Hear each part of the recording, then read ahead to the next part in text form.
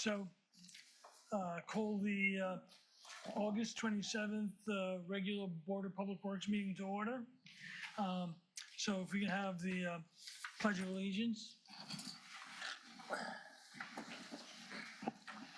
pledge allegiance to the flag of the United States of America and to the republic for which it stands, one nation, under God, indivisible, with liberty and justice for all. A moment of silence.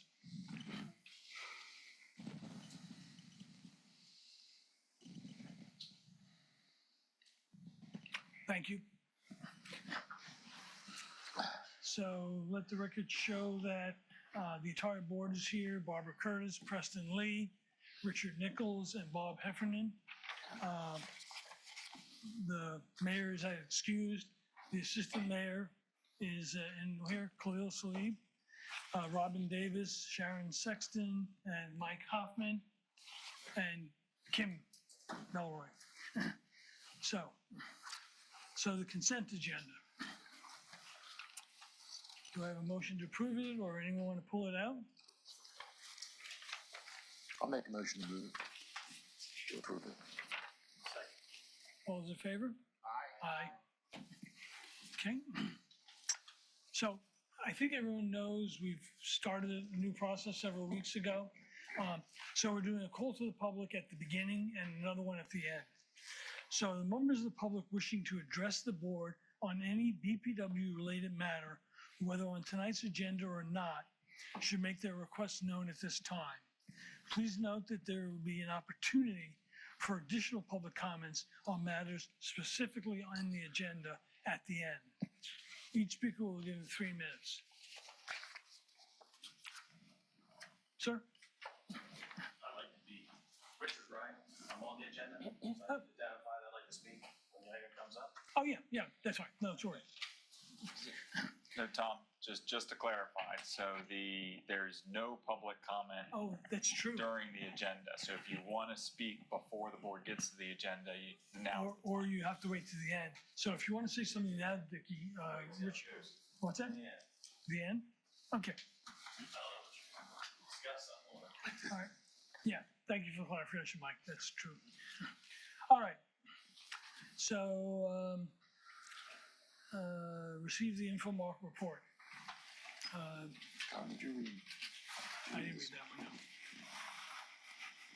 I can't read. Good Hey, afternoon. Jeff. How are you doing? Great. Okay, so we will start with the project updates. The chemical coating has been scheduled. We're looking to do that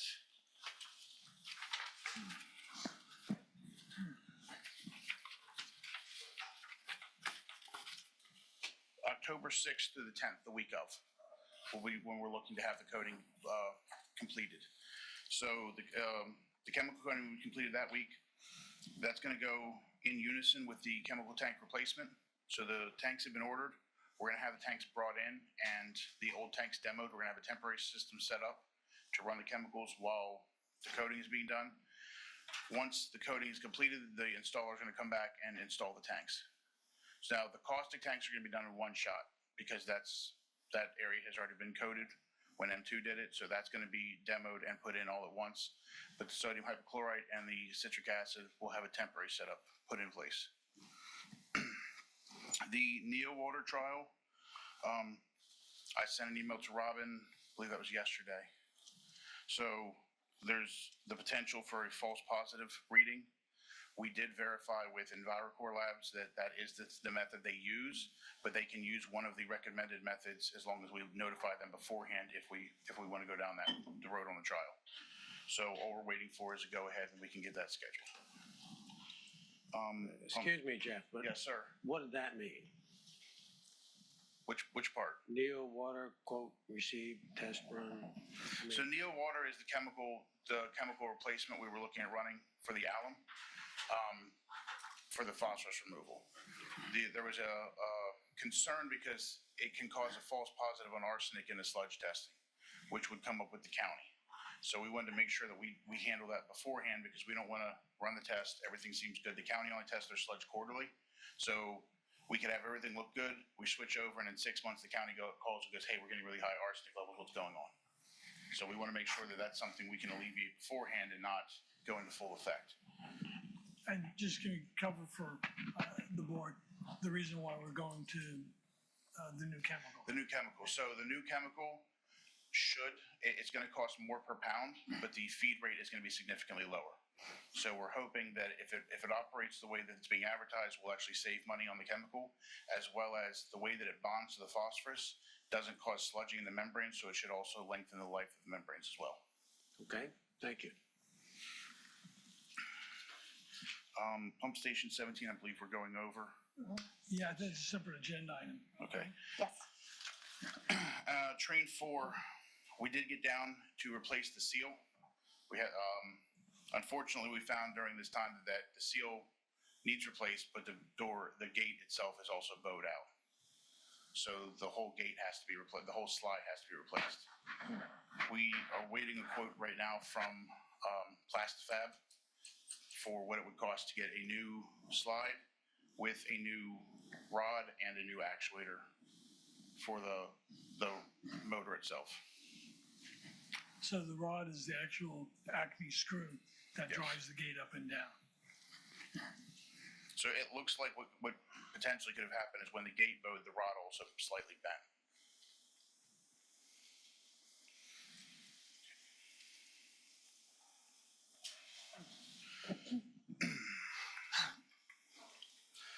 The new pumps for the old EQ wet well have been received. We have those in the shop.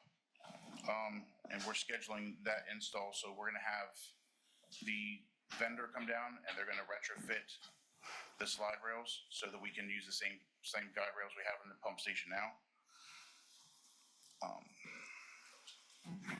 We did fill the one position that we had vacated with one of our previous operators. He's working part-time and covering on-call.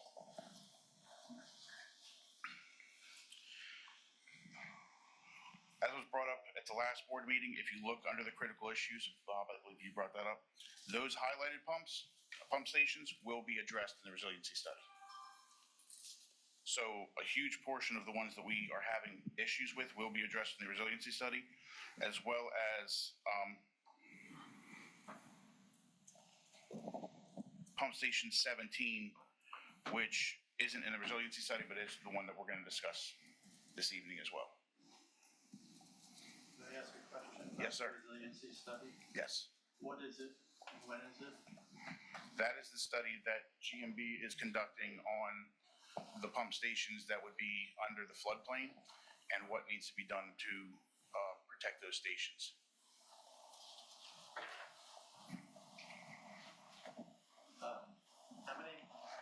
What's the total of pump stations? Total number? Total number for everything, Total number of pump stations? Is So it we- 50 or 75? 30 30. pump stations. And then I believe 16 of those are on the study? 16 of the 30 are on the resiliency study. And the note of the spare pumps that are not in stock for the highlighted and the non-highlighted, what's the difference? The highlighted pumps are the pump stations that the resiliency study is going to address. So that's the 16? Those are part of the 16, yes. So those pump stations, when the resiliency study is done, we could have that rolled in with it to have spare pumps on hand after the study. And it's not necessarily one spare pump for each pump station, For some of them it is, yes. if it's a specific, Specific Yeah, pump unique. designed just for that station, yes. Okay, so the other 14, Yes, sir. we don't have backups for how many of them? 3 that are not being addressed by the resiliency study. Okay, should we get those 3 on, how much is it gonna cost to get us those 3 pumps, or make Well, a judgment on whether we should? Out of those 3, how many of them can we use our backup pump at? bypass? The bypass, yeah. So we have a bypass at pump station 16. We can actually run that with a trash pump. So we can do it, but we have to have the station manned. We can't do it unmanned. 17B and pump station 18. So 17B is the new station, which we also, I believe, have a bypass at, and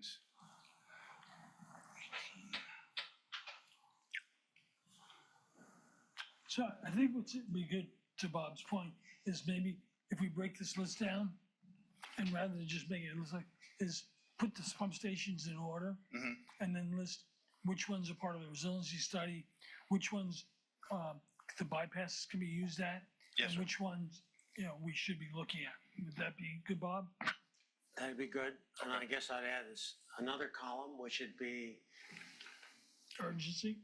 yeah, priority, urgency, how scared are we? Or, Well, I mean, whether the existing pumps are available or not, we'll put into that. Yeah, why don't we do that? kind of help us to understand and maybe not bother you so much each month. it's not about it. The control panel group, Yes. So again, most of those will be addressed with the resiliency study, and that a lot of that is to protect the electrical. So we don't really want to delve into those until the study is done, so we know what's going to happen moving forward. and, Of the- and again, the yellow The yellow, yes. So we'd have are part of the 16. yes. So we would have 17 is also another one that we're addressing or are discussing this evening. So the remaining would be pump stations 12, 13, and 18 that need upgraded electrical. I bet you can make a really good chart. If you make it a three-dimensional matrix, I think it would really clarify I things. feel like Iron Man. I can blow it up in the air. Okay, thank you. Yes, sir.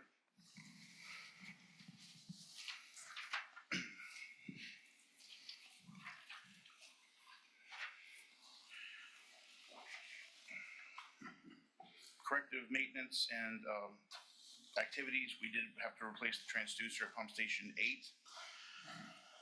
8. We had to replace an internal check valve on the pump at pump station 8 as well.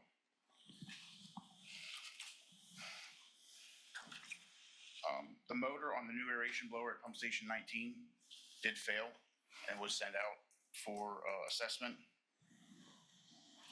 Oil changes were completed on the pumps at both 4 and 8. We replaced the air relief valve on pump station 4 and had a contactor weld itself shut on pump station 11, which is another problem pump station that we're looking to have redone. When a contactor welds shut, does that mean the pump keeps running or the pump does not run? What's the implications? It of depends that? on usually if it's welding shut, it's going to keep it running. Keep it running, and how did you detect that? We'll get either low or high levels depending on what happens, and then Well, the circuit is fused, yeah, the circle will fuse. so it's fused. So the circuit is still protected. Okay, It's the contactor that turns the pump on and off. right. I knew that much, but I didn't know whether it prevented the pump from running or, Well, it depends on how it burns. I mean, Yeah. if it actually burns the contact, yeah. So we also have for the pump stations, we have low level floats. If the pump continues to run and the low level flow triggers, it'll shut the pumps off automatically, and then we'll get a low level alarm and go out to investigate.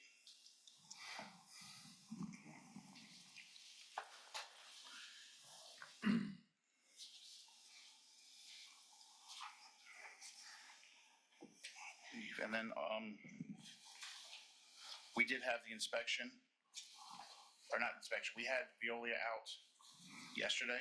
We pulled a cassette, Robin and Sharon came out to take a look at that, to assess the condition of the membranes, and he said that he gave them a clean bill of health. and what membrane did you pull? What train? Train 2, cassette 1. So I had asked him if he wanted us to pull 4, but he did not. And when was train 2 cleaned? It was cleaned in the end of March, beginning of April. Okay, so we have, So he said, considering how long it's been, and we have it coming back up in next month. Okay, So, great. and he said, considering that, it looked excellent. So, one other note to make, if anyone is not aware, we are merging with a company called Azuria. It's gonna double the size of the overall company. Azuria is not contract operators, but they do provide other services to utilities such as pipelining, replacement of force mains, wet well rehab, and other such services. Spell that, please. Azuria. So I talked to Nate Where- about this. Where So- are they located? I believe they're in 47 states or yeah. Not really. So I talked to Nate about this just to get some background, and they're completely a complimentary service. So they take care of piping, pump stations, all of that. Lining, they own In Situ, which is one of the lining companies. And so it really is a complimentary. Okay. Crescent looks headquartered in Chesterfield, Missouri. Thank you, Mr. Lawyer. I think the email we got out of Atlanta. Yeah, the guy Yeah. that, You're right. And so I just want to comment that we had a walkthrough at the plant last week. Or was it this week? I've lost track of time. It was Barbara, myself, and the GMB. And I've not seen the plant in better shape in the almost 8 years I've been here. And so I really commend you guys. It really looks well. I mean, especially with, the headworks changes and everything else. So, good job. We appreciate that. Thank you. I'll second that. Do we have a vote? All in favor? All right, anything else? Any questions? I have some questions. Okay. Of course. On the work orders completed, the bunch of the corrective action ones say corrective action needed, see comments, but then the comment section is empty. So So, we had some work orders that were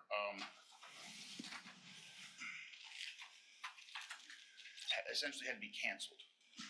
So they weren't correct. So we canceled them, and when they were canceled, no comments were put in. by canceled, you mean that it wasn't a problem? There was no corrective It action? was either that it had already been completed and had been double created, or that it was or incorrectly created. And then we also, some of those, take that back. We were training, so Matt actually just came on board with eMate, like he's obviously been with us, but he's learning the eMate.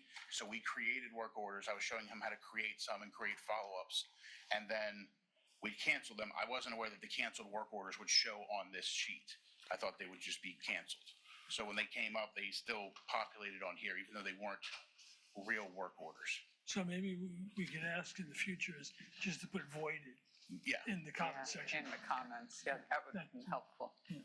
The other question I had is that it looks like July 30th was a very, very busy So day. that also comes back to Matt's training, was I had to tell him that you can close the work orders out. We have lists of the dates the work was completed, but if you close it out at the end of the month and you're like, okay, well, he did this on the 12th, he did this on the 16th, you actually have to put in there the dates that it was completed, or it's going to show that everything was done in one day. I And was it's where we wondering would what find it. Superman you had Yes. hired, yes. Which I actually told him, I said, we have to fix this next time, because I promise you, Barbara's going to see that. Okay, that was. Our eagle eye. I noticed too that our books didn't have the Gantt charts in them, or at least mine didn't. But I saw that they were online. Actually, no, something you're right, happened. they're not. Yeah,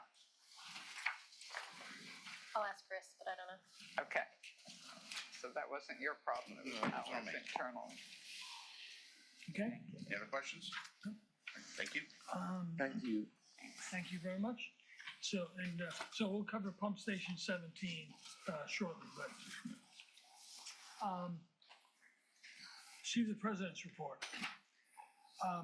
So the first item is, we are planning a wastewater treatment workshop first week in October. And the dates, it's, We're looking at Which 6th, 7th, and 8th. okay. And we'll publish the actual date shortly. But, you know, we were promising everyone that we would do this as far as bringing them up to speed. The last workshop was in March of this year. So, meetings, the meeting with Sussex, Barbara and I have been meeting with Sussex County on the negotiations. We had a joint meeting with the city. I did the water tank phase meeting along with Robin. And the city and the BPW, we had a meeting with them on the copper and lead rule, just to get the city up to speed. Attended mayor and city council, and Amy and I attended the Burton residents working meeting that we have.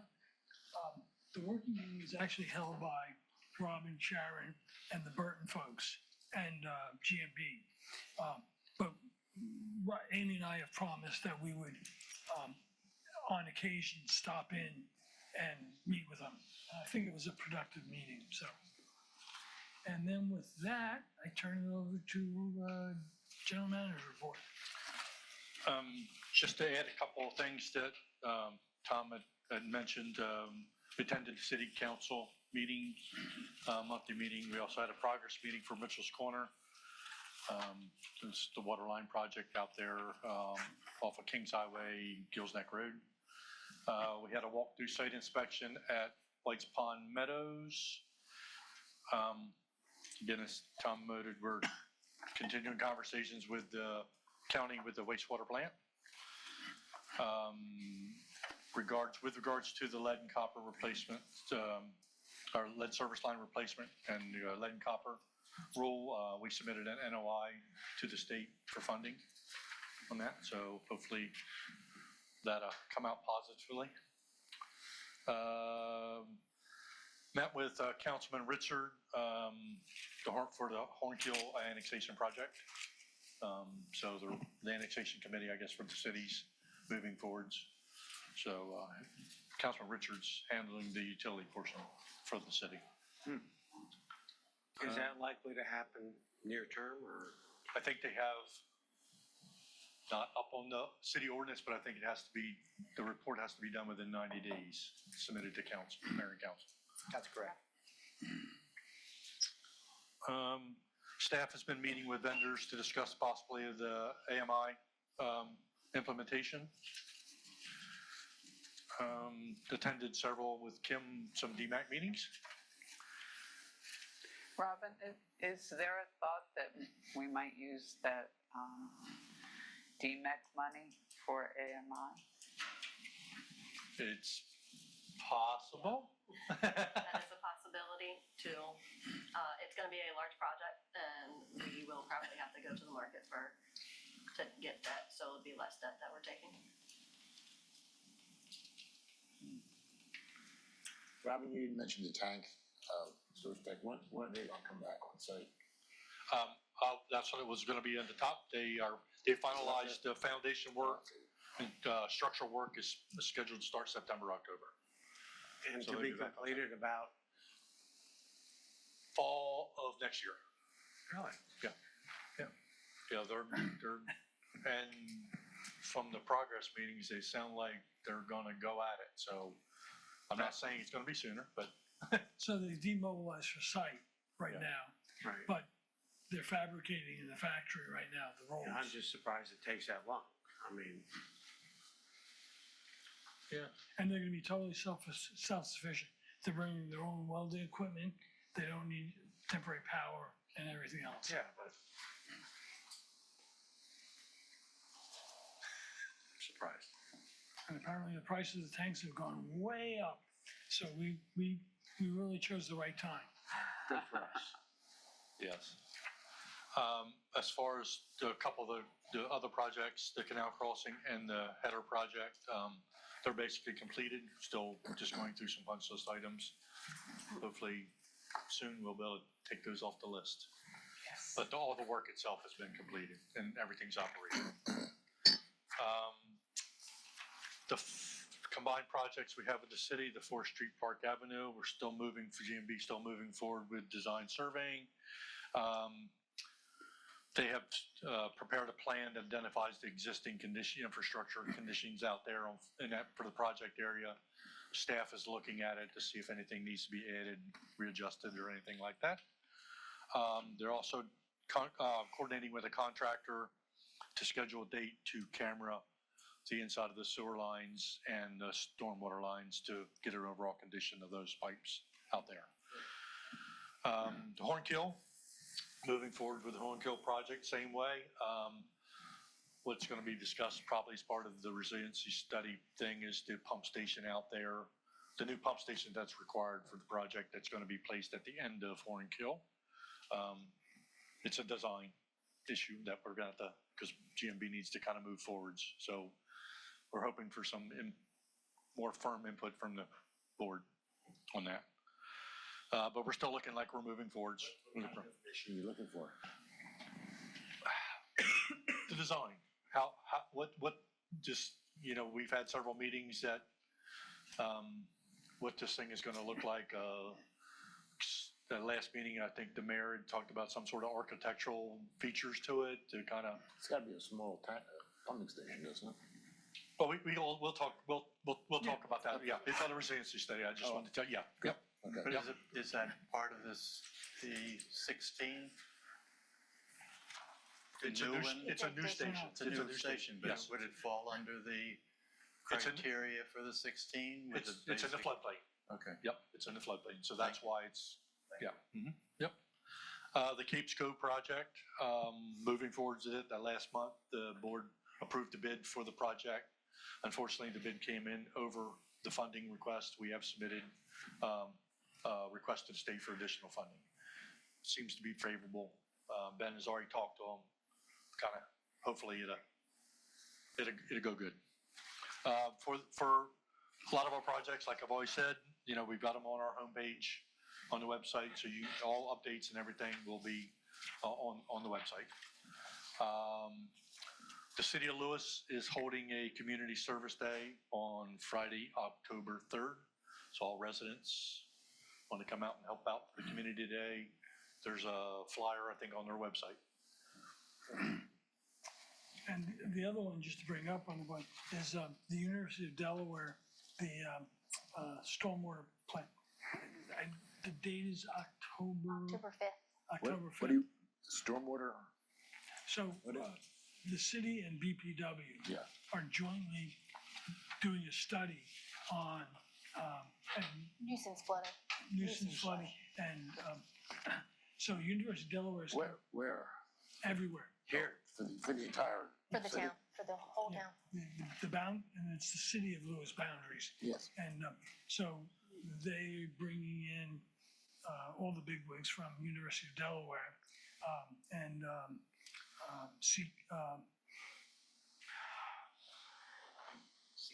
Sea Grant College. Thank you very much. Is also providing, and so the first one is going to be a public meeting, and they're asking. They really need 50 people to show up to answer questionnaires and such, and then the study goes on for like a year and a half. And they're going to do topological maps. They're going to do groundwork. It's a very, very intensive study. It's costing us nothing. But in the end, we get a math model Yeah. of our stormwater flows and throughout the community that ought to inform things we do going forward. Right. How are we gonna get 50 people? Amy's enticing them with food. How about drinks? Well, It's in the morning, well, so. they're almost there. Yeah. My understanding, yeah. And the clarification, it's September 5th, which Yeah. is next Friday, Oh, from 8 to 12 At the Yeah. library. at the library. Yeah, it's near term and. And do we, You have to sign up. Friends. I can't remember if I put it up or not. I will double check. did you put it on, and we should probably send out an email blast on that.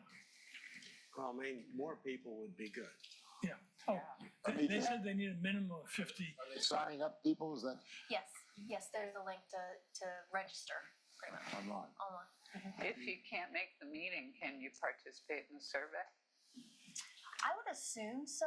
I think the But I survey, can double check with. It's not gonna be Zoom, but I think they said the survey document is available. I'll check for you. Okay, because I'll be out. Robin, Oh, where are you going now? Yes, sir. Rocky Mountain. can I ask you a question about the last item on your projects list? Okay. The conducting quarterly testing on PFAS monitoring. What is the status of that? We're continuing to do that. What is it showing anything? Yes. Yeah. There is, I don't think from when we started doing it, we've been doing it, There's not been Several much of a change. yes. So there's just a few, because it's testing for all of the different Right. compounds for PFAS. And I think that we maybe had 4, if I remember correctly. But it's the same 4 that we're seeing that result, and it's about the same level. So there's not really been a It's change. at the lower portion. Yeah, it is at the lower portion. Because it went from 70 parts per trillion, and the new rule dropped it down to 4. Right. So it was a big jump. And we're continuing to do quarterly testing? Correct. That is correct. And where are we at looking at the quality of the confined aquifer underneath the one we pump from now?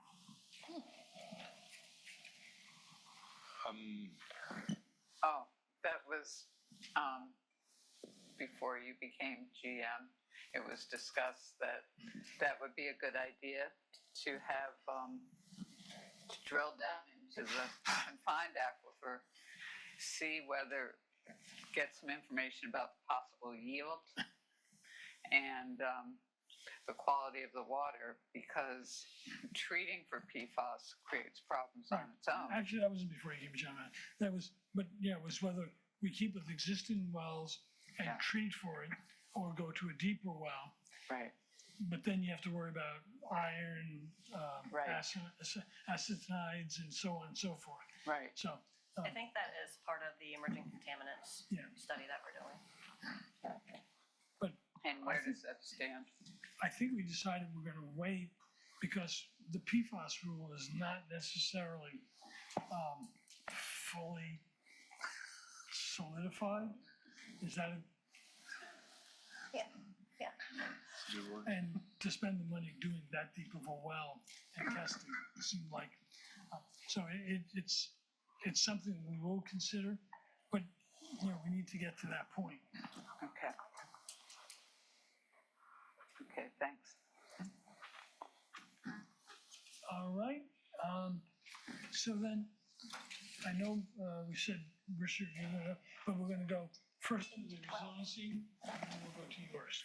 So this way we can get, the Inframark folks out also. All right, so, Ben?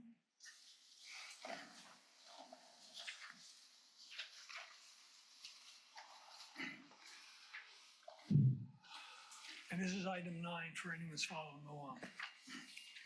Good afternoon. So pump station 17 is located at the front of the Hulling Cove community. It's right next to Savannah Road.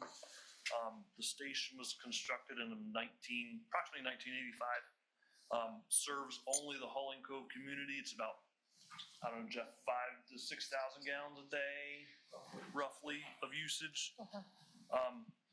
And a while ago, the BPW and Inframark indicated that they were having issues with that station, specifically related to the aging pumps in the station, as well as some ragging issues that have been going on out there. And Ben, may I interrupt? So you're not updating us on the resiliency study? Number 11. You're going to number 11? I'm sorry, yeah. Okay, thank you. I can't count. Okay.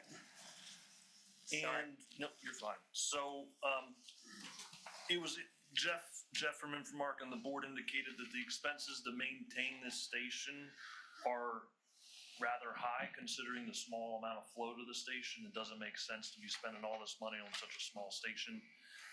So we wanted to take a look at different options in terms of what could be done to fix that problem. So GMB, BPW, and Inframark met with Teal Construction to give us some pricing estimates for 3 different options of different things we could do out there. Jeff, I don't know if you have anything else to add in terms of like the issues out there, if I covered it well enough for you, or if there's more to add. So the only thing that I would emphasize is, Jeff, if you just for the record, state your name and who you're with. Jeff Karen, area manager for Inframark. Okay. To emphasize on Ben's point, the biggest issue with this pump station is the cost to maintain it versus what we're actually producing. So that pump station does about 5,000 gallons a day. In the last 2.5 years, we have spent north of $30,000 just on pump repair. At roughly, we've had to have those pumps sent out at least half a dozen times each. That doesn't include the cost of pumping and hauling that we've had to do through Clean Delaware when we have had no pumps in the wet well, or the electrical upgrades we've tried to do to improve the efficiency of the station. Jeff, is that largely because of the ragging, or is it? It's a large portion is because of the ragging, but it's also because we did check the manufacturer date on the pumps, and those pumps were manufactured in, I believe it was 1984. Okay, so if we considered an education program, I believe that Tom has said they've done the no wipes in the pipes to the community several times. But yes, so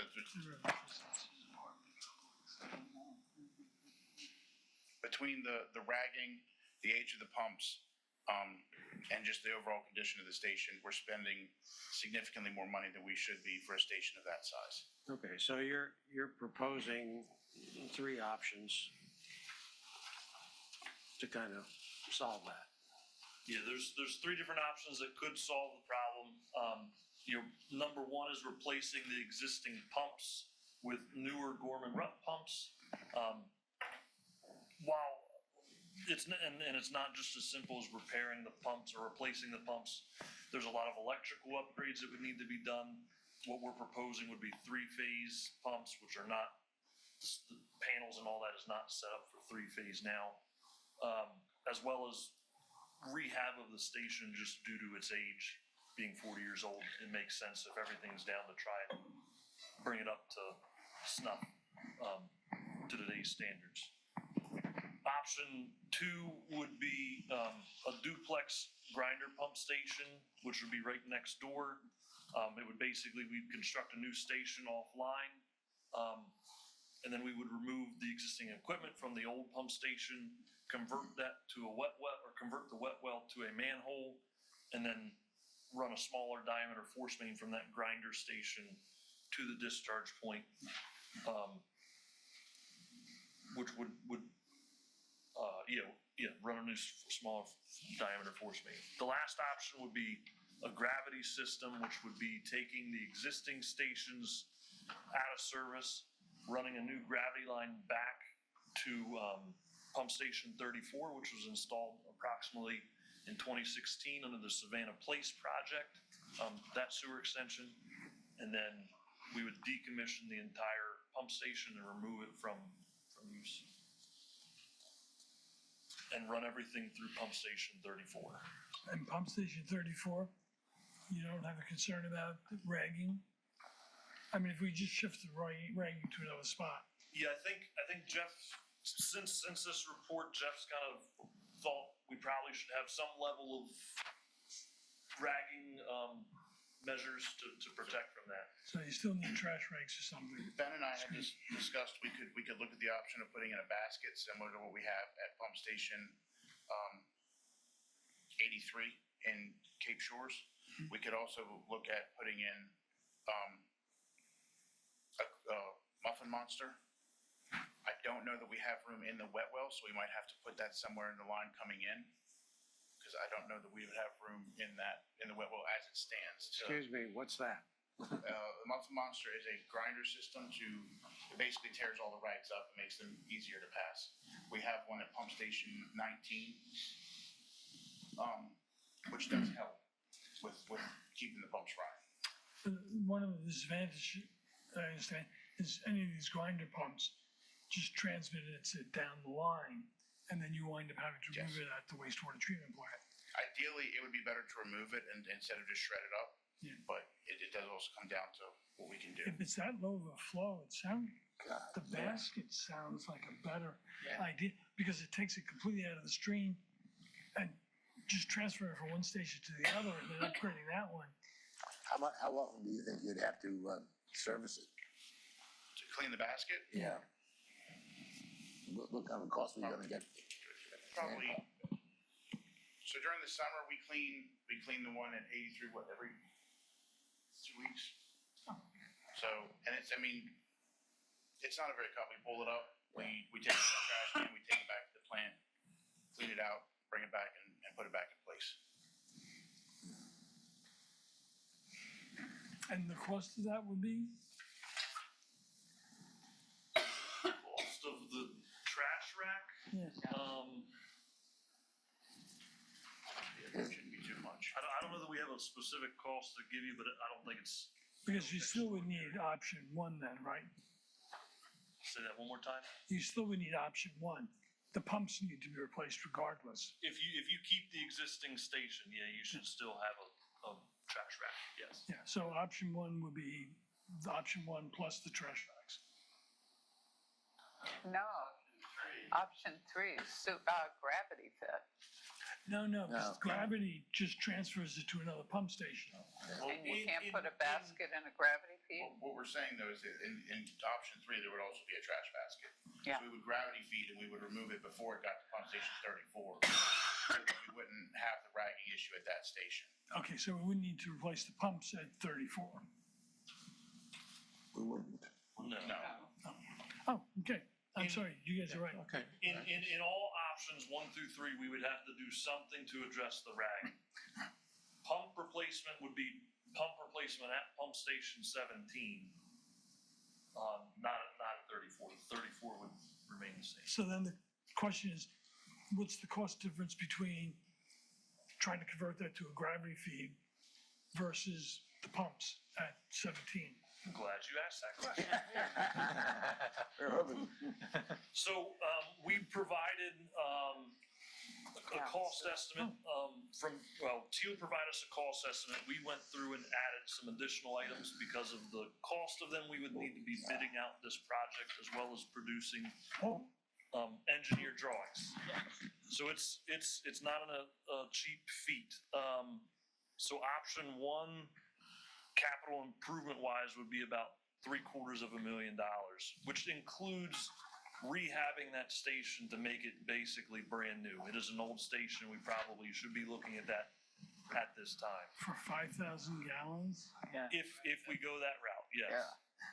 Crazy. Option 2, which is the smaller station, right next door to pump station 17, would be about $481,000.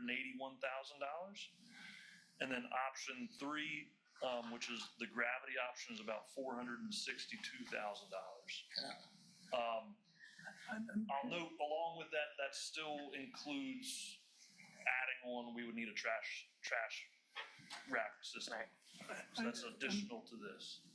So why isn't there a hybrid of option 2 without grinder pumps, but with the trash rack? I mean, I don't quite understand the price difference between option 1 and 2. So option one, you're rehabbing the station. No, I understand. You gotta bypass the station. Option two, you're installing a brand new station over here and you're decommissioning the existing wet well. Yeah, but if we can do option 2 with the trash rack, that's gonna be far cheaper than option 1, right?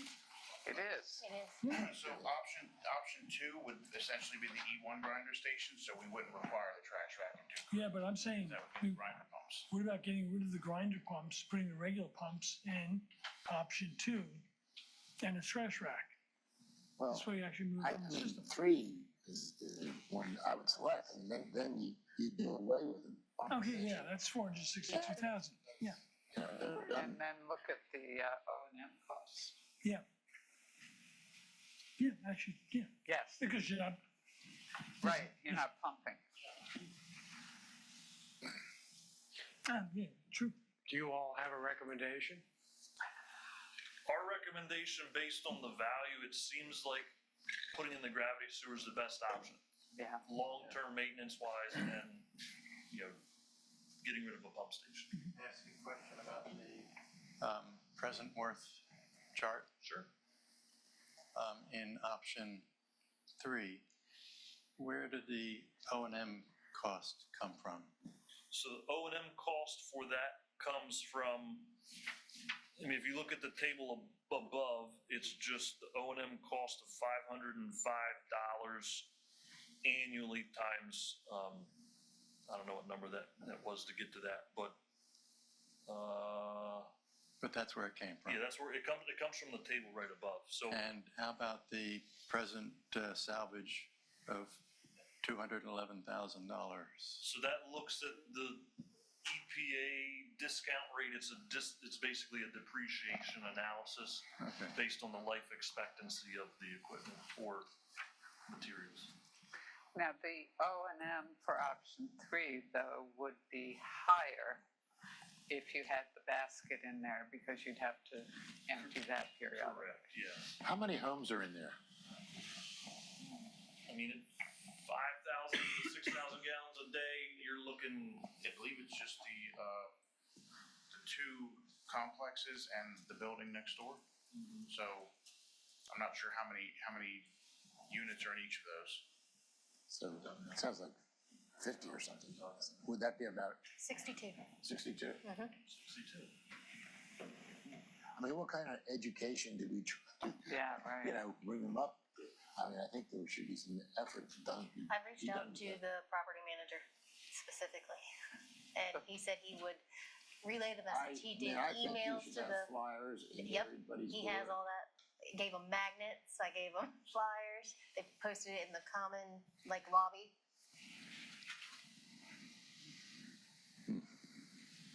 That's Can I ask another question? What's the impact of pump station 34 being one of the 16 in the floodplain issue? If any? I'm off the top of my head, I'm not sure. I think it would just be looking at the electrical equipment needing to be raised. I don't think there's an impact by pushing this flow to that station other than utilizing that station more. I don't think there's a need to increase the pump size or anything like that at 34. And it's not a concern about the base flood elevation? I mean, that's going to be addressed as part of the pump station resiliency study. But the direct impact from 17 to 34 is, We're going underground to the wet well, essentially. Correct. So it shouldn't be an issue, but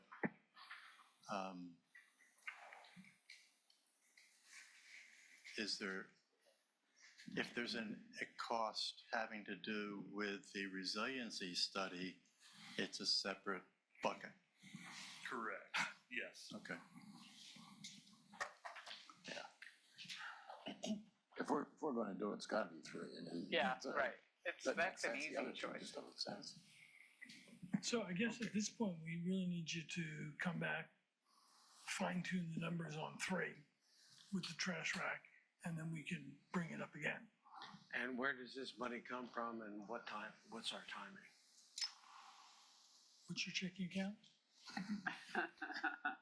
I can check my checking account, but it doesn't have 462,000. Is this on It in might our have capital before budget? at the end. I don't believe it is, no. No. Then that's a valid question we have to ask. But I mean, we're expending, as they said, money now, so, but that, I think, so let's get a more detailed design. Let's get the cost of that design, and then we can, everyone look under the cushions. Yeah. I mean, I guess one suggestion might be, to consider is, do you submit this for a,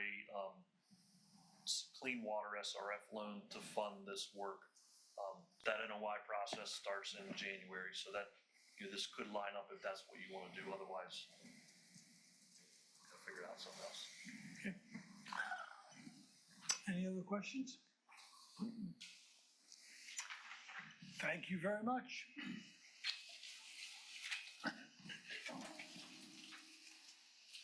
Well, are they making any progress on the other pump station design after last month? Well, That's another item. We'll come back to that. that's Come item back. 9. But we'll let, so, Mr. Bryant, you want to, we're gonna take Mr. Bryant's. So that is item number 16. And then we can adjourn. Okay, I'm just sitting here listening to everything that's going on. 222 lots in Cape Shores, 120 units in Port Lewis, and 60 in Pilot Point. And the renters are slamming your system. I don't know what the answer is, guys. So I think I'm gonna sign up for that University of Delaware session. That sounds very helpful with stormwater. it actually is very good. It really looks very thorough. I know most of you, a lot of you have been out to my property. So you have the information in front of you, Well, 1 second. This is for the board to discuss first. okay, So this is GMB and No, Nope, it's his letter. No. what's it? it's his letter. It's his letter. 16. But, I mean, it's our discussion. So if you can wait with your comments till the end. okay. So- We asked for Sussex Conservation District to try to be present, and they weren't available. I know they were here earlier in the summer and spoke about stormwater. All right, So I let's hear, wanted to wait to see what you had to hear before I spoke. let's hear from Mike and Robin.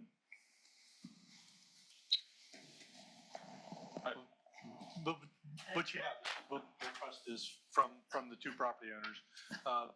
The owner of 27 DeVilbiss is online. She just broke in. Oh. Oh, sorry. I think Mike was. Yes. Yeah, okay, yes. What they have is, again, as what's been talked about before, there's the stormwater ditch that's on Mr. Bryant's property, and also now there's some conversation that's what's behind the 27 Devries Circle property. Looks like they had soil conservation come out and come up with a plan to possibly correct the conditions out there, as you have in the packet. Looks like the quotes from soil conservation. They are sent a hand delivered letter requesting support for this project from the city and from the BPW. And just to build off of that, I think just a clarification, Tom. So this is a request of the property owners, and so since it's their request, it's not really public comment. So they are free to explain their request beyond the letter, if that be the will of the board. So I think that distinction is important. Okay. But just to, I mean, this is from the residents are making a request to the board. Okay, in that case, I stand corrected. And so, Mr. Bryant, if you want to come up and, or, Well, I'll let my new neighbors. Lauren, Altie, and her fiance, Michael. Nice neighbors, like to keep them. Hi, Lauren McNulty, 27 Devries Circle. And like Mr. Davis was kind of gave some background to it. So my fiance Michael and I purchased the property a year ago this July. And throughout the settlement process, we discovered that there was a drainage ditch on our property that we didn't know about. So prior to closing on the property, we tried to kind of rush to do a little research to find out, like, who was responsible for maintaining this ditch.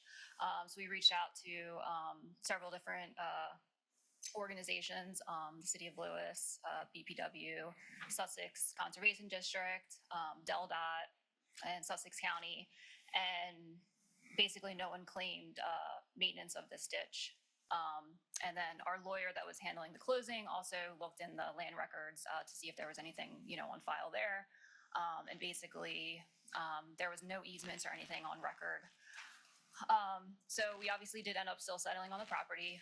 And since then, we've been kind of trying to track down like how to fix this issue, because basically, not only is it a breeding ground for mosquitoes and ticks, but the piping is collapsing and it's in, danger of failing completely.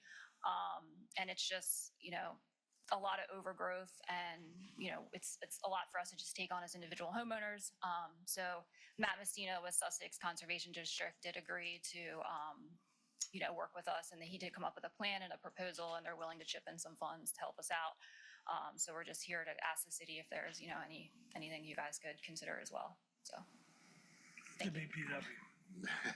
I'm sorry? The BPW. Yes. Thank you very much. Whose pipe is collapsing?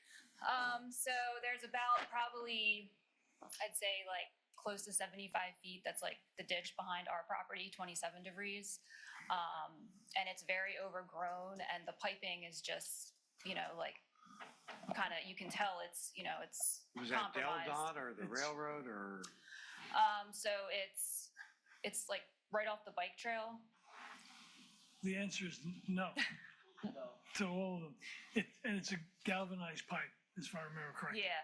So, and it's one of the blessings of living in the oldest town in the state. I don't know that we actually know how it got there. We couldn't find anything either. So I just kind of wanted to come and give some context. Just to And let you know. that's what, there's no easements, there's no records, there's nothing. Right. And so Yeah. I don't know if it doesn't clarify, but it No, answers. I just sort of suspected that. Well, as the stormwater people, what are we responsible for? Other people's pipes, our pipes? You've done Mike? extensive background. Could you fill us? Thank you very much. Thank you. Could you tell us What? you discovered? Right, so from the research and everything that we've looked into it, it's consistent. There's nothing in the records that indicate any kind of agreement, easement, or acceptance on the part of the BPW over that infrastructure. So as far as all the research that we've seen is infrastructure through private property. And unless there is an easement or the board, speaking for the Board of Public Works accepting the infrastructure, it's not BPW infrastructure. So what you have in front of you here today is an ask that the BPW and the city contribute towards this infrastructure fix.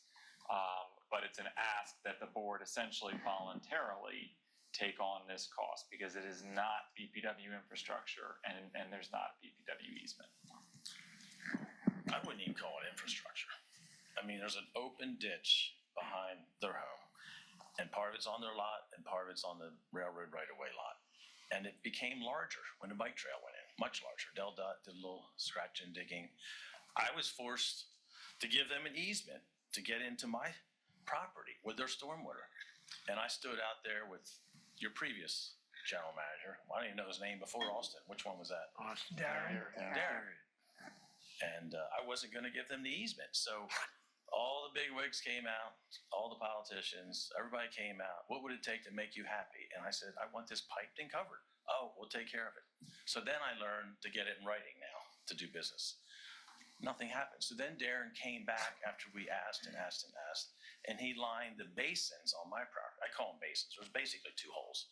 He lined them with rocks to make it look pretty, and it did until all the growth grew up, and it's impossible to maintain now. So I don't want to end up in the bottom of that thing with a John Deere mower. So I've been advised, if no one's going to fix this, to fill it with dirt. There's no easements. I'm not required to let that stormwater cross my property in this fashion that it is. There's a corrugated pipe between the 2 properties. It was probably put in when Devries Circle was developed in the 20s. I don't even know, or maybe the railroad put it in. But it has deteriorated, it's rusted, and it's going to collapse. So here's an opportunity to rectify the problem, fix it. I've been here 25 years. I've lived in Lewes my whole life. I don't know how many of you are from Delaware, from Lewes, but I've had several people out and talked about this and talked about it. And finally, we have an opportunity. Sussex Conservation District, I thought their bid was phenomenal. I thought it was going to cost twice that or more. So I would like to see the city and the Board of Public Works jointly correct this problem. And have you gone to the city yet? I sent them the same request I sent to your general manager, and I appreciate being on your agenda tonight. I've not heard anything from the city. Yeah, it's the first time hearing of it. It went in, they said it went in the mayor's mailbox on August 13th. That's when it was hand delivered. Yeah, because I don't remember it in the prior. If we got involved with this, what responsibility would we have? And what precedents would you set? Yes, yeah. Be responsible to maintain it, and so forth. Are we taking on liability for that type of thing? So I'll make 3 points if I could, so bear with me. The Yeah. first point is just, I can't give you legal advice, I'm not your attorney. I didn't bring an attorney. I didn't want to come in here with an attorney. I would just Yeah. say there's a body of law on riparian rights and Yes. obligations on your property and Yes. I'm very familiar obligations with if you fill it in and whatnot, so you may want to consult with an attorney. I have. Second, as I mentioned, there's no easement, it's not BPW responsibility as it is right now, it's on private property. You can, if you choose, do the work. What I would recommend though, especially in light of the history, is that should the board go forward with this, that there be an agreement that clearly specifies what you are doing, that it is a one-time, and that the board isn't taking on ongoing maintenance responsibility. Which leads into the third part. If it is your intention to take on ongoing maintenance responsibility, then there be an easement and that be clear. That whatever direction you go, that needs to be in writing to be clear in terms of what the BPW is doing. Because if you just go in and do it, especially in light of the history, we want to be very clear what the intention is on that piece. Last part, an additional fourth point, as to the precedent question. Again, that is a question. I am not aware of the BPW maintaining. I'm going to call it infrastructure. That's just because the infrastructure that is not BPW infrastructure. And we have a lot of that. But that is not to say there is a legal prohibition against you doing it, but that becomes a determination of the board. Well, let me add to that. We've missed an element. There is a sewer line in the same general area. Robin's familiar with it. There's a manhole. And I never knew why it was raised about knee high. And now I know, because when the ditch floods, it all would run in the manhole. And we talked about replacing that. It's compromised. It needs repairs. It's deteriorated. But And Sussex Conservation District stood right there and said, we'll work with you in replacing that. There's a sewer line underneath of it. There's all kinds of stuff going on back there. And this is a good opportunity to take care of it once and for all. I don't know. Okay, and after your property, where does it go? There's a little pond down It there. continues through the back of Devries Circle and Drake Knoll to that stormwater pond that was put in place for Drake Knoll, and then it goes under Savannah Road. And if you recall, on the other side of Savannah Road, they had an open ravine ditch by the school. DelDOT came in, filled that, piped it, covered it, looks beautiful. And that's what we're looking to do, to get rid of that area that's difficult to maintain. I invite any of you to come back there and look at it. It's a mess, and I don't think any of it would want it in your backyard. And it's pretty unsafe too. So the bike trail really compounded a problem. The new developments on the east quadrant of Lewes, I mean, it was just a trickle in a ditch when I moved in there. Now there's volumes of water coming through there.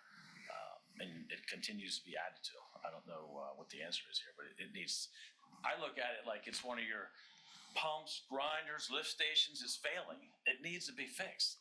It's not your stormwater, it's not my stormwater. I don't know whose it is, but there's a lot of water coming through there. And if that pipe collapses, is that what's gonna happen before something is done here? If that pipe collapses, it's done, it's over. So that's all I have to say. And like I said, you're welcome to come out there and look at it again for some of you that haven't been there. And I know I've What heard, would happen if it collapses? what would happen if it collapsed? The water wouldn't go through it. I mean, it's pretty much simple. It's Be the same as you filling it in. just about. Maybe they'll conveniently happen at the same time. I don't know, guys. I don't know what the answer is, but I think Sussex Conservation District, I wasn't even aware they came into municipalities to do work. I thought they just worked out in the county. So when they came in and offered this proposal, and the proposal's only good for 90 days. So we'd like to take them up on the offer to fix it. 25 years has gone by since I've asked to have this fixed back there. Thank you, guys. Thank you. Thank you. Thank you. So I'm not sure what the next step is here. I think a few thoughts, the county has, or the state has tax ditches, and people who live along tax ditches pay for their upkeep. Right. And it seems like this is a comparable situation where perhaps if the ditch had been maintained, it wouldn't be a problem now. However, it's not a tax ditch. No, it's not a tax, I'm just saying a Yeah. comparable situation. So We don't as maintain it. you pointed out, the tax ditches, the community pays for. Community pays for it, And we right? don't maintain it. No. And that's the challenge, right? So Right. if there were a tax, and there are different mechanisms, if it were part of the BPW system, then obviously that would be the BPW's Yes. obligation. It's not part of the BPW system as best we can say, and we've looked into it. If it were part of a tax ditch, you would have a mechanism for a bunch of people to contribute. It's not part of a tax ditch. So what you have is private property. You have a private property with essentially a drainage path through it. Which again, I can't advise the property owners, but Right. it's private property, private maintenance of private property. And that's as best we can tell. Okay, And if the probably drainage, made, I'm sorry. if the drainage ditch were not there, if it filled in over time, then the property owners would be looking at potential flooding of their structures. Is that the issue or? Can't say. Didn't the Yeah. city of Lewes agree to take over the maintenance of the bike trail? LDOT did that. I mean, this is I know. between our property and the bike trail. It's part of that old railroad right of way. It's all mixed in there together. So there's a lot going on back there. It's not just water running across our property. It's water coming off. Well, the other thing is, when the development across the street, Old Town Lewes, was built, houses built out, more pavement, place that absorbed water before is generating more water than it did before by 80 houses roughly times so many square feet times pavement times sidewalks times. But the thing is, recently, stormwater management is required and it's supposed to discharge any more intensity than it did before. And I would say it's outside, Water over a longer period of time is let out of the pond, so it theoretically was supposed to not increase the intensity. Yeah. and I would say, I guess the other thing I would say, be very careful.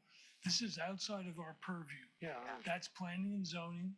That's the city's responsibility. So, I think what happened in that case is, I've never seen so many houses built so fast in the same place at the same time. And they all had basements, they all had piles of dirt outside. All the silt fence was flattened, it all just came our way whenever we had a big rain. And it's gonna continue to happen until that development's built out and all the sod's down. and once again, I I get will it. not say whether I agree or not, but I think, but that's not our purview. And the maintenance of the silt fences, you know, should have been, I guess The district.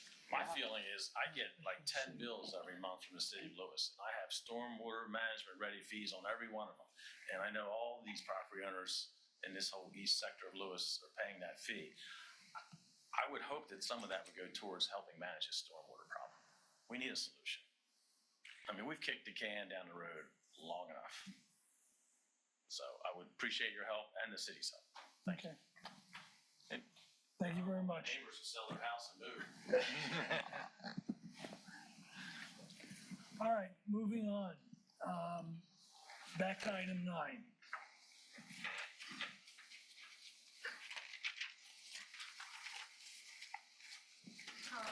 Skips, number 8, Kim's finance report. Yeah. Okay, I'm sorry. I don't have too much to report, I so it got, wasn't that. I'm discombobulated here, so. Do you want to do this real quick? Okay. For July and year to date, I really don't have too much to report. We outperformed budget overall. There are a couple things that I wanted to point out. Also, this is the first month that Jen did all by herself. So super excited about that while I was on vacation. That's amazing to take that off my plate. On line 3 for industrial, the high school continues to have their issue with their water. We do expect that to go closer to normal numbers for the next bill, as it looks like they fixed it, and then going back to completely normal for the bill after that. What's their issue? They had some kind of leak somewhere because they were using so much water. That was flowing through their meter. And they did find a small issue in their mechanical room, but there was something bigger that still happened. That I believe there was a burst there, and that they repaired it. I was having my speaker redone. Where is this? The high school. High school. Yeah. So that has been repaired. They found the issue. So 2 bills from now, it should be back to the normal usage. For line 6, revenue other, you see that large number for electric for that $240,000. 208 of that is from that DMEC payment. And there will be an adjustment for next month. We received a escrow payment of $25,000. It should have went to unearned revenue, and it was put to revenue. So that will have to be adjusted because we don't report that revenue until we bill them the GMB invoice. For line 12, repairs and maintenance, on the note, just to clarify on the sewer, it says pumping 450,000 and Sussex County 390. It's the same. It's Clean Delaware when she put pumping there. So we essentially paid $85,000 for hauling this month, and the county is a quarterly bill. And the last note was that we did have a loss in our market value of about $15,000.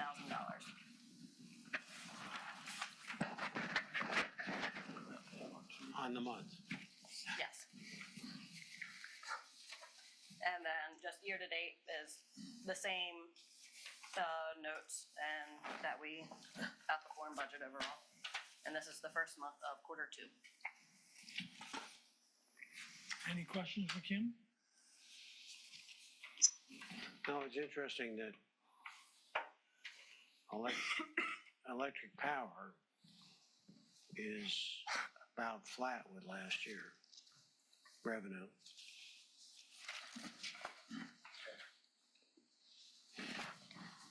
Is that from the refund from Indian River? So if we didn't have that refund, it would be about $200,000 less than last year. It's been very bizarre. If you look at the temperature gradients, I mean, we had that burst of unbelievably hot weather, but before that and after that, so the air conditioning usage, I don't know how much of it directly contributes, but I know that, looking at my house computer system, I'm down. So I'm not contributing enough to the BPW. And our PCA keeps going down as well. Yeah, that's true. All right, any other questions? Thank you. Now, item 9. So, Robin and Ben. This is just a continuing conversation on the 4 main pump stations of the resiliency study and the 16 that GMB is looking at to provide some design engineering plans for. This is, again, it is an ongoing conversation that we've been having.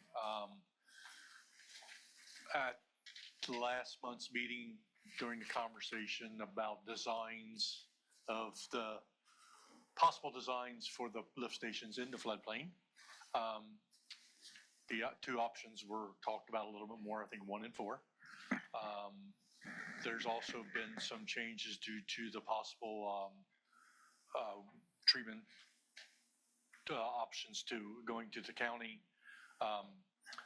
The designs that was originally done in the GHD report 3, 4, 5, and 8. The plans have changed a little bit. In that, we needed to go back to the state to request some revisions to the study.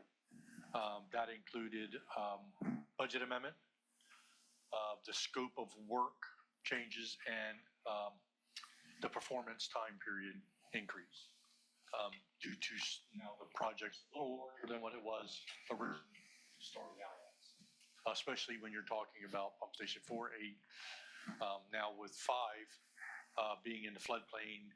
When GHD originally did the report, the mitigation committee didn't put in place the extra standards for raising lift stations up, which altered that, and also pump station 3, now possibly with the additional upgrades because how pump station 4 and 8 fall into place. I think that's kind of the basis of what I have. I don't know if Ben can. Yes, so I think you've submitted for that to the state on those changes. I think in terms of, what we talked about last meeting, we had talked about providing a few more, or not a few more, but some ideas of more aesthetic pump station models related to the floating platform and the elevated platform. GMB's kicked some ideas around where we've worked on modeling it, 3D modeling it, but we're working on if these ideas are actually feasible to be built. So at this time, I don't have anything to present to you. I don't want to present you a pretty picture and it not work and be able to be built. But you were working it all month and you don't have anything for us, and let's understand. So we have some renderings, but I don't want to present you those renderings without saying this can actually be constructed. So. And the pros and cons, or the potential issues with it. Correct. Yeah. So. But still, I would go back to Press's point.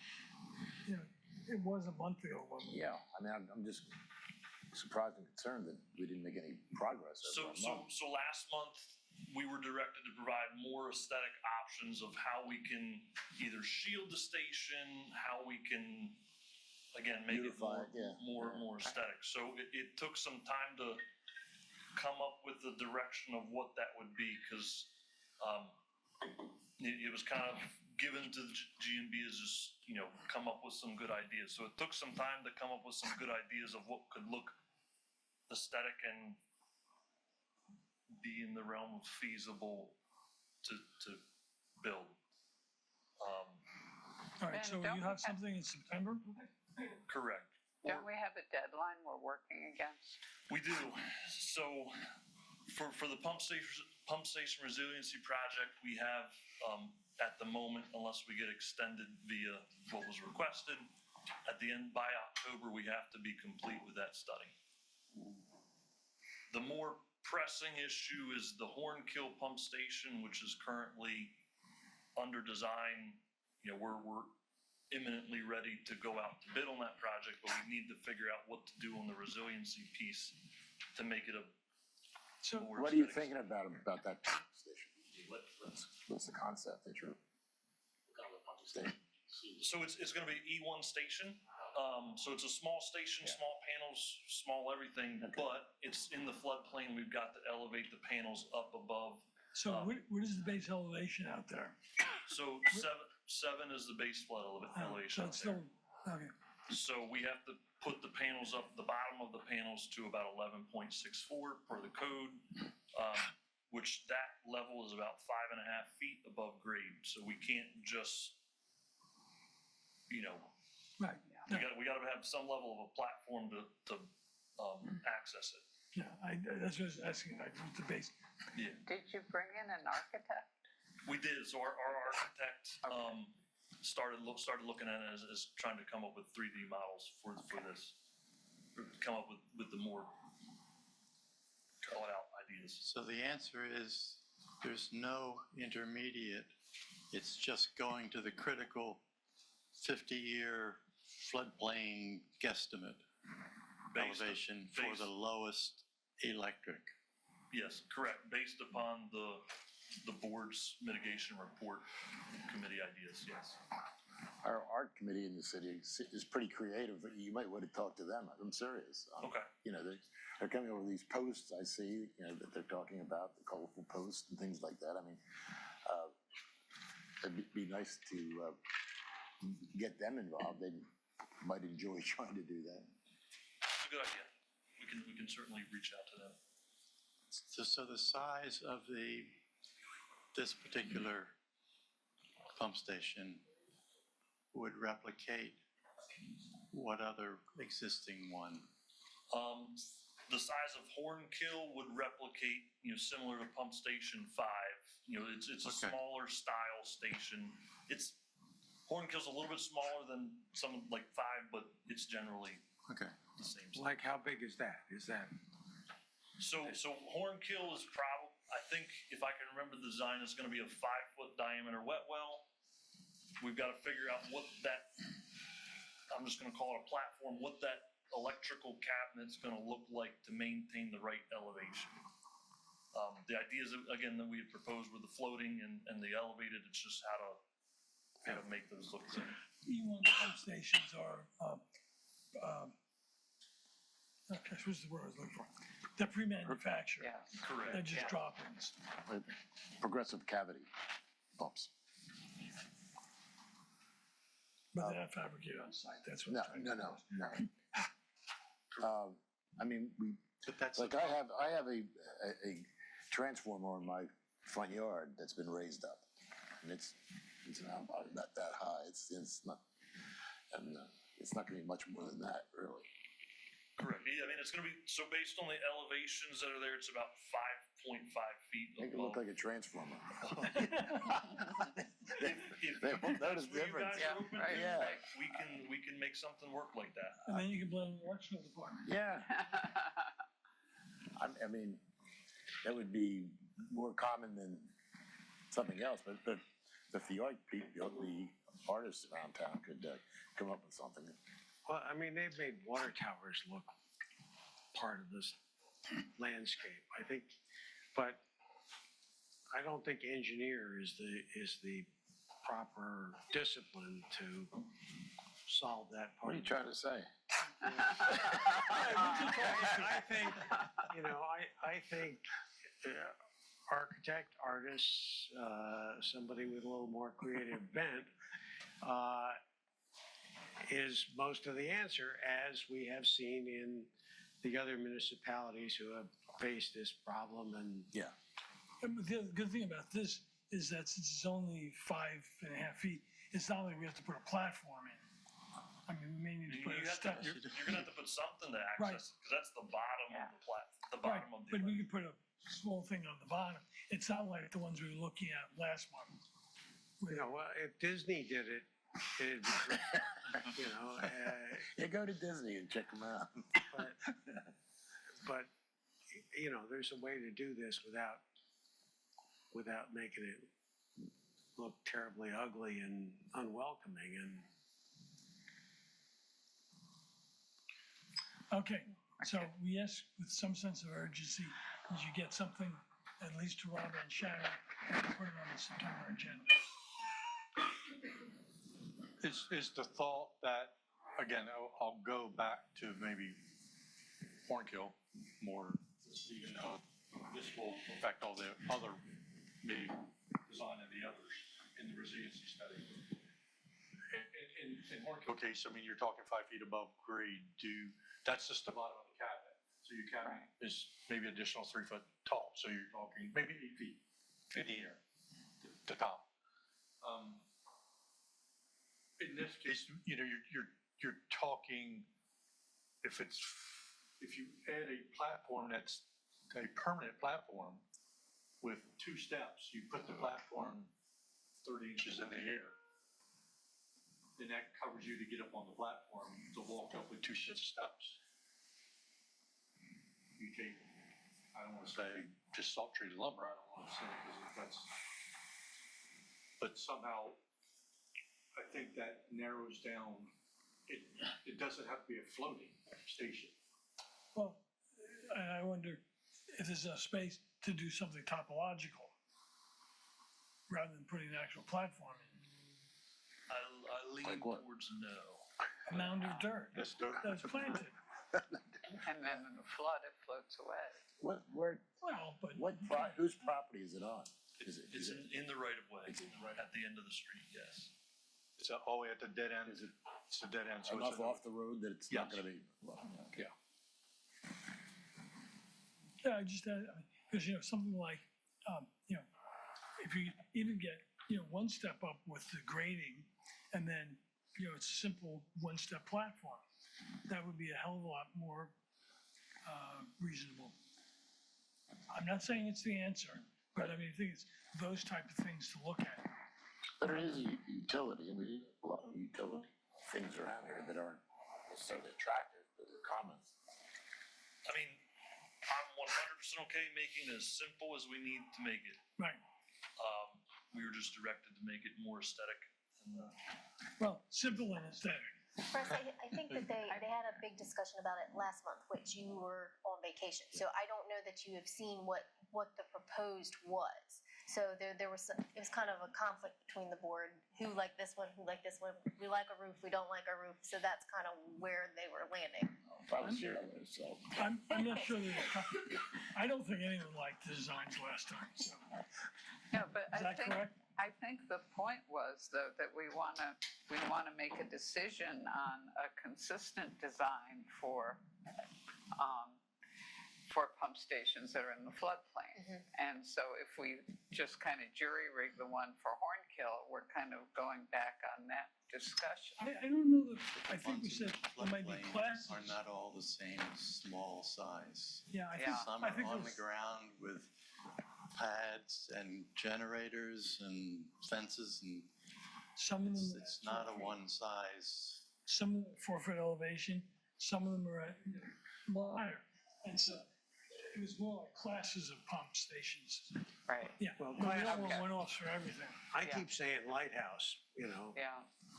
Well, again, for a small one. again, on Ocean View Boulevard, there's a pumping station and it's got a, fence around it, wooden fence. I don't think anybody even remembers it being there now.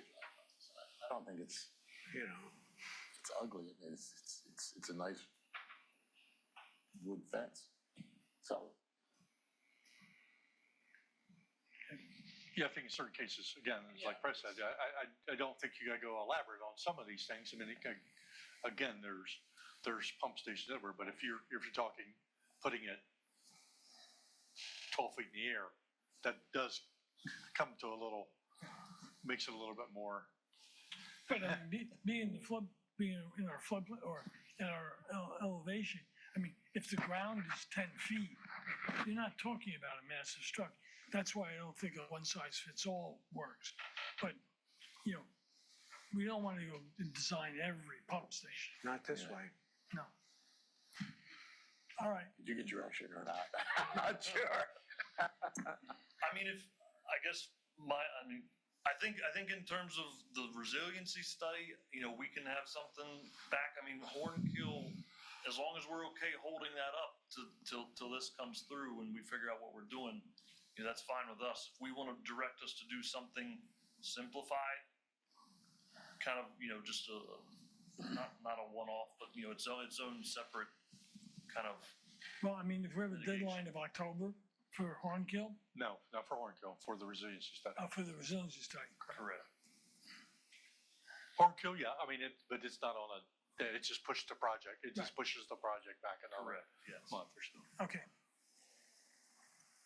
Well, just me, I think you should talk to the art committee, but if you don't come up with something that I would be satisfied with, then, you know, stockade fence like they have at Ocean View Boulevard, just, that's what it is. I don't think it's ugly, it's. And just some sort of platform that gets it raised up Where you need it, even if it's a little bit above the fence, it's still, at eye level, you'll still be seeing that stockade fence. Okay, I don't think we should be designing it here, though. No, I'm just, that's it. All right, so They're the, you got your task. I think Make us happy. I will try my hardest. all right, thanks. So the next one's really quick. Open forum general discussion on wastewater treatment plant. As I said at the beginning of the meeting, we're shooting for a workshop the first week of October. And we will have out at that point information beforehand for the public. And we're looking for public feedback at that point of where we're at. And then we can go from there. So no decisions have been made. And we're working through it. Item 11, GMD's recommendation. What's that? Already did that. Already did it. Oh, I'm sorry, you're right. I got a check mark next to it. Item 12. Remove, please. No update. Okay. Item 13, 4th Street Memorandum of Understanding.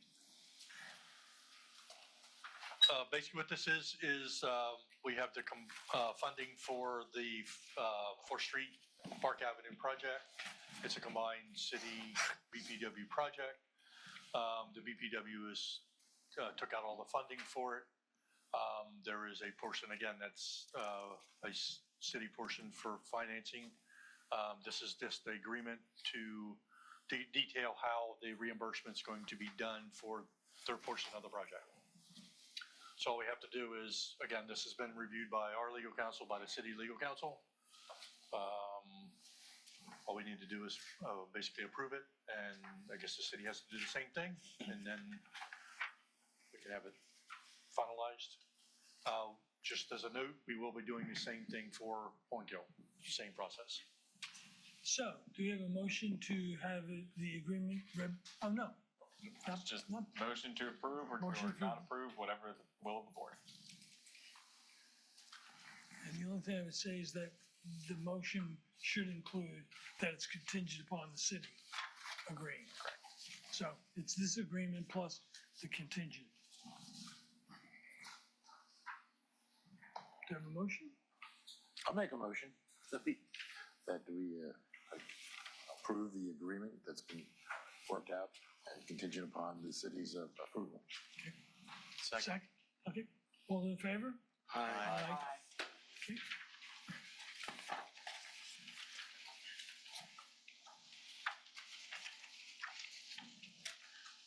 Approval of the 24-25 fiscal audit.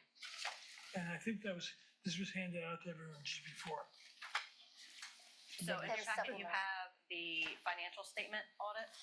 And as I was reviewing through the call to order, I saw that the single audit was not attached. That was needed because we had over $750,000 of federal funds awarded to us.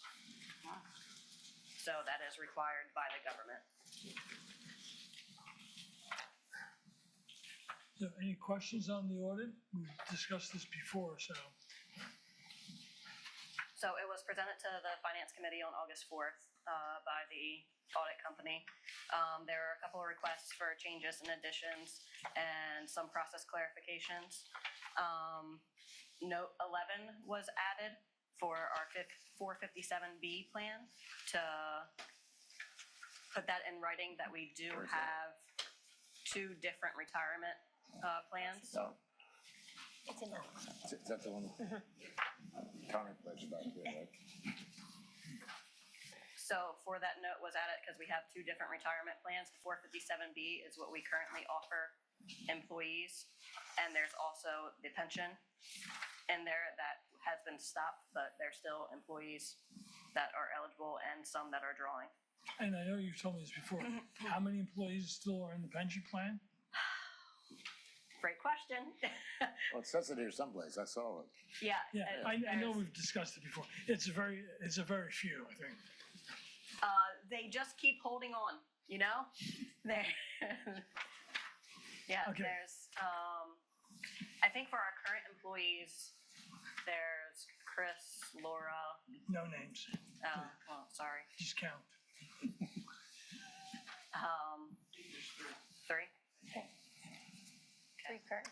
It's a, Yeah, for our current employees, there's very little, but there's still people drawing on it, and yeah. that was throwaway, so.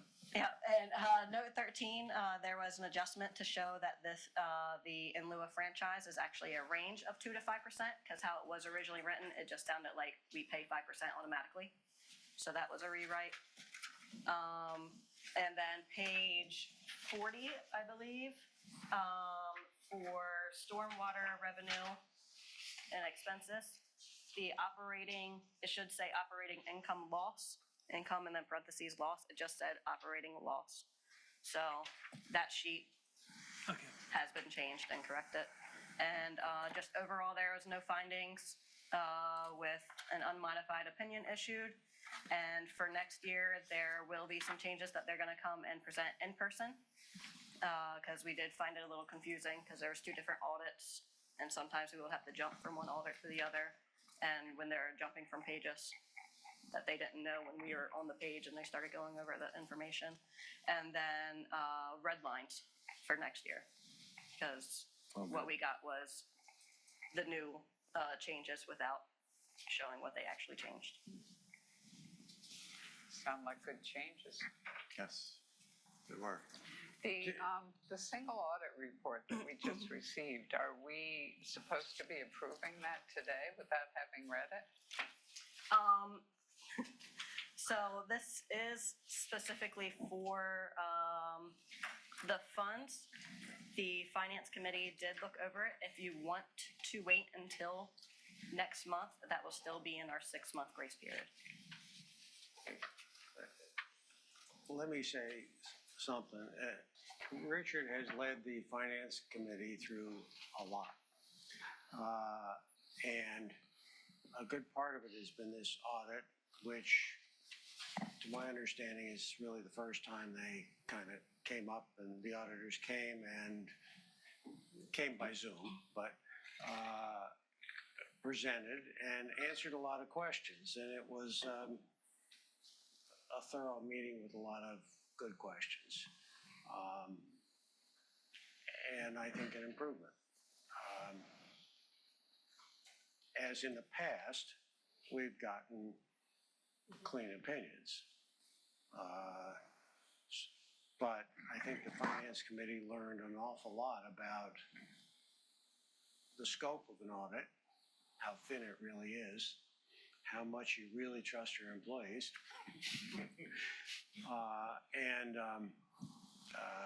you know, a good exercise that hasn't been taken in the past. So, you know, I think, and with a knowledgeable Finance Committee that asked a lot of questions, and to Richard's credit, you know, they did the work. So I'd be comfortable in recommending we board approval at this point. I would second that. You know, Richard has done a phenomenal job. for all of our financial advice, so. Yep. All right, so. Kimberly is part of this very important work. So it's not Bob, just would you like one to make a person. motion? I'll make a motion to approve it. Both. Okay. Do a second? Well, I'm just waiting. If you feel strongly about it, wait. A second, unless you are comfortable with it. I'm comfortable with it. A lot of effort has gone into it, a lot of response, and the auditor has not resisted, not tried to hide anything or say, oh, wait, don't do that anymore. So I'm satisfied with it, and I would I mean, recommend if you want to wait, we can wait. I'm just asking Barbara if Yeah, there's no rush. I'm not comfortable and you feel more approving comfortable. something I Just haven't read. procedurally, I'm sorry to Yes, interrupt you, you right. have a motion. Motion. And so we we can don't have discuss it, you don't have to vote on it, but we do need a second to move Yeah. that. So it's been You want to moved, withdraw it? and Bob, so there's no motion. Okay, so Bob, would you like to make another motion? So there's two options: that we just push it off until next month to approve both, or you can approve the one that was in your packet and then the single audit for next month. Well, let's prove the one that's in the packet, Yeah. get it off the table, and then we can come back. So that is the financial statement audit. Financial statement. But So- I'm comfortable with that. Good. All right. So who's gonna make the motion? I'll make a motion again, only to approve the financial statements that are in the packet for the Board of Public Works. Okay. For the year ended April. I'll second it. On the question? All those in favor? Aye. Okay, and so on the September agenda, the other order will be on there. Thank you.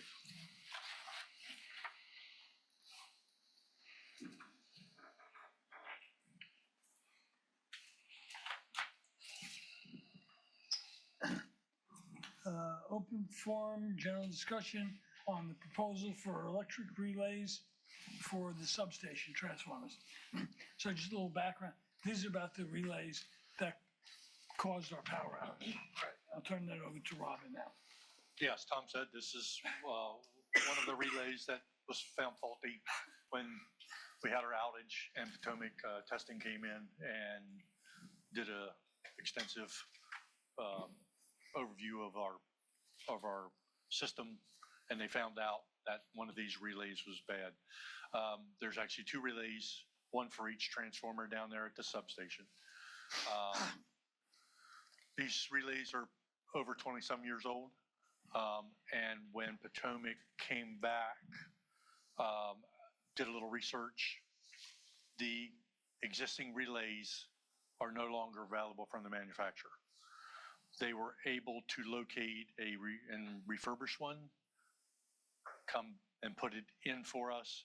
So we're back to normal operation, but we have an old relay and a refurbished relay. The recommendation from them is to replace the relays, to both of them, at least both of them.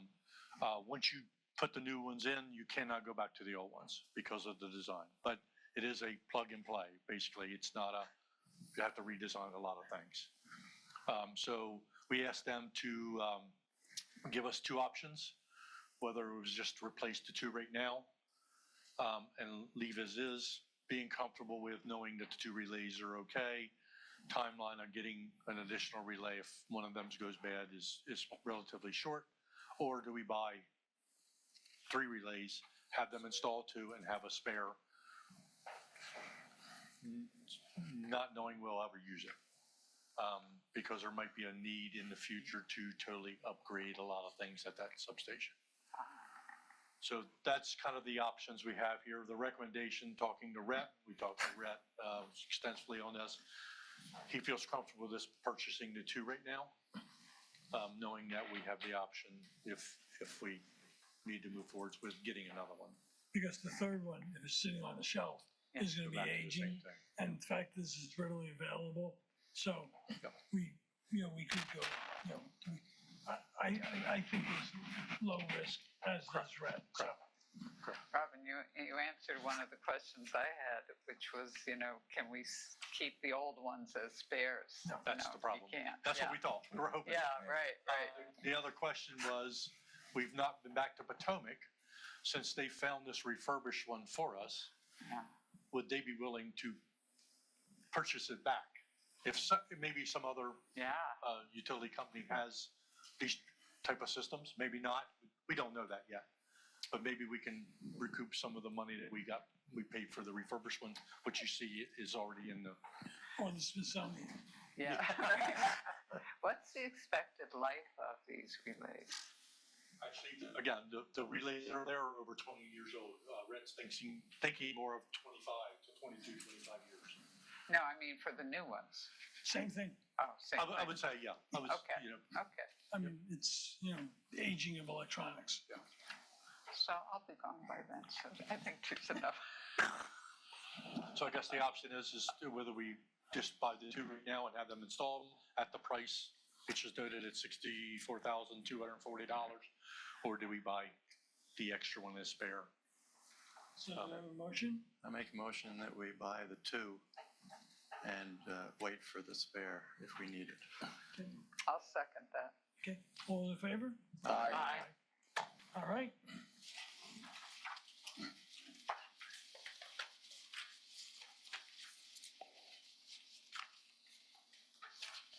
Okay. Board items for the future agendas. And once again, as we've done in the past, you can submit anything before the next meeting. And, what's that? Just, Yeah. So, call to the public. Hello? Call to the press. Okay. And just, one other announcement. I'm going to be gone the month of September. So Barbara is going to be, I'll leave you in good hands with Barbara. And she'll be taking over everything. All right. Do I have a motion to go into executive session? Do we need executive? Minutes, only for minutes. Just for unless minutes. you don't want to do them, there's two sets of minutes. Yeah, let's go. Let's do them. Yeah, Good. we got time, it's still early. I move we go into executive session. Second. All in favor? Aye. Aye. All right.